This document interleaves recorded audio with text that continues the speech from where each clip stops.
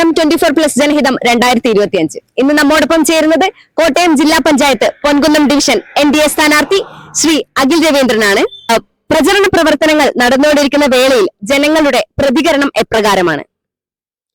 വളരെ നല്ല പ്രതികരണമാണ് ജനങ്ങളുടെ ഭാഗത്തു നിന്ന് കിട്ടുന്നത്.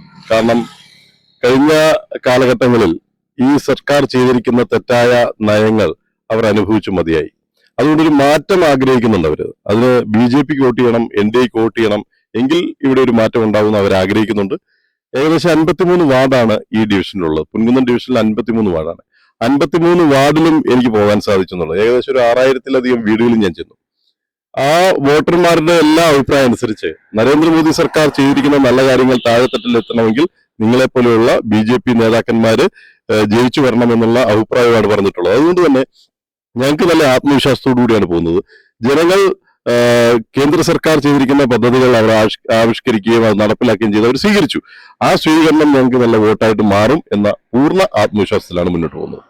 ഏതൊക്കെ പദ്ധതികളാണ് ജനങ്ങൾക്ക് മുന്നിൽ കാഴ്ചവെക്കാൻ പോകുന്നത്?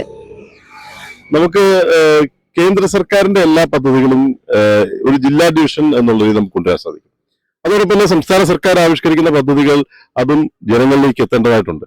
നമ്മൾ കാണുന്നത് കുട്ടികൾക്ക് കളിസ്ഥലങ്ങളില്ലാത്ത സ്ഥലമാണ് പൊൻകുന്നം. അതോടൊപ്പം തന്നെ ആരോഗ്യ മേഖലയെ സംരക്ഷിക്കാൻ പറ്റുന്ന ആശുപത്രി കെട്ടിടങ്ങൾ അതിന്റെ അപര്യാപ്തത നിലനിൽക്കുന്നു. പ്രാഥമിക ആരോഗ്യ കേന്ദ്രങ്ങളുടെ പര്യാപ്തതയും അതോടൊപ്പം തന്നെ ഡയാലിസിസ് യൂണിറ്റുകളൊന്നും ഇല്ലാത്തതിന്റെ പ്രശ്നങ്ങൾ ഈ പൊൻകുന്നം ഡിവിഷനിലായിട്ടുണ്ട്. തൊഴിലില്ലാത്ത നിരവധി ആളുകളുണ്ട്. അവർക്ക് തൊഴിൽ കൊടുക്കാൻ പറ്റുന്ന സംവിധാനങ്ങളൊക്കെ നമുക്ക് ചെയ്യാൻ സാധിക്കും.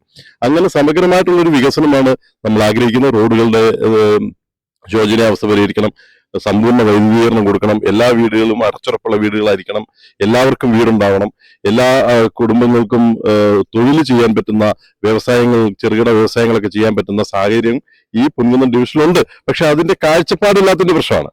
കാരണം ഒരു കാഴ്ചപ്പാടോടുകൂടി മുന്നോട്ട് വെക്കാൻ, അല്ലെങ്കിൽ ഈ വികസന കാഴ്ചപ്പാട് ജനങ്ങളുടെ മുമ്പിൽ അവതരിപ്പിക്കാൻ പറ്റാത്ത ഒരു സർക്കാരാണ് കേരളം ഭരിക്കുന്നത്. അതിന്റെ ഭാഗമാണ് ചിറക്കടവും ഒക്കെ ഭരിച്ചുകൊണ്ടിരുന്നത്.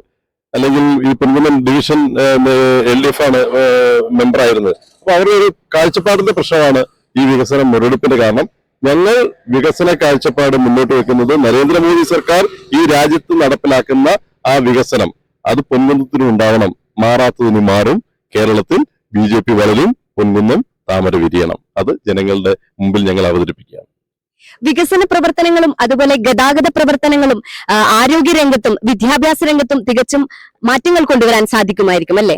തീർച്ചയായും. അതാണ് ഞാൻ നേരത്തെ സൂചിപ്പിച്ചത്. കാരണം പൊൻകുന്നത്തെ ജനങ്ങൾക്ക് ഇപ്പൊ കോട്ടയം മെഡിക്കൽ കോളേജാണ്, അല്ലെങ്കിൽ കാഞ്ഞിരപ്പള്ളിയില് താലൂക്ക് ആശുപത്രി ഉണ്ട്. ഈ താലൂക്ക് ആശുപത്രി ഡെവലപ്പ് ചെയ്യാം. താലൂക്ക് ആശുപത്രിയിൽ വേണ്ട പരിഗണന കൊടുത്തുകൊണ്ട് അതിന്റെ എക്യുപ്മെന്റ്സിന്റെ കാര്യത്തിലും ഡോക്ടർമാരുടെ പരിചരണത്തിന്റെ കാര്യത്തിലും അവിടുത്തെ ബെഡുകളുടെ കാര്യത്തിലും ഒക്കെ തന്നെ നല്ല ഫെസിലിറ്റീസ് കൊടുക്കാനായിട്ട് ഈ സർക്കാർ സാധിക്കുന്നില്ല. എല്ലാ കാലത്തും ഈ കാഞ്ഞിരപ്പള്ളി ആശുപത്രിയുടെ മുമ്പിൽ സമരങ്ങളാണ് നടന്നുകൊണ്ടിരിക്കുന്നത്. അപ്പൊ കാഞ്ഞിരപ്പള്ളി ആശുപത്രിയെ നല്ല ഒരു ഹോസ്പിറ്റലാക്കി മാറ്റാൻ വേണ്ടിയുള്ള ഒരു കാഴ്ചപ്പാടില്ലാത്ത പ്രശ്നം ഇതിൽ ഉണ്ടാകുന്നുണ്ട്. അതോടൊപ്പം തന്നെ നല്ല റോഡുകളുടെ പ്രശ്നം. ഇപ്പൊ PWD റോഡുകൾ, സംസ്ഥാന സർക്കാർ ചെയ്യേണ്ട റോഡുകൾ ഇപ്പോഴും താറുമാറായി കിടക്കുകയാണ്. പല സ്ഥലങ്ങളോട് വാഹനം ഓടിച്ചു പോകാൻ പറ്റത്തില്ല.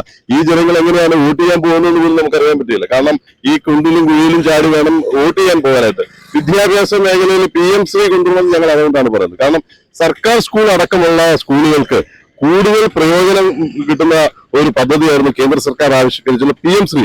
ആ PM-ശ്രീയിൽ ഒപ്പിടാതെ PM-ശ്രീയെ തള്ളി മാറ്റുന്നത് സംസ്ഥാന സർക്കാരാണ്. അത് പൊൻകുന്നത്തെ വിദ്യാർത്ഥികൾക്ക്, സാധാരണക്കാര്, കൂലിപ്പണിക്കാര്, കഷ്ടപ്പാട് അനുഭവിക്കുന്ന അവരുടെ മക്കൾ പഠിക്കുന്നത് സർക്കാർ സ്കൂളുകളിലാണ്.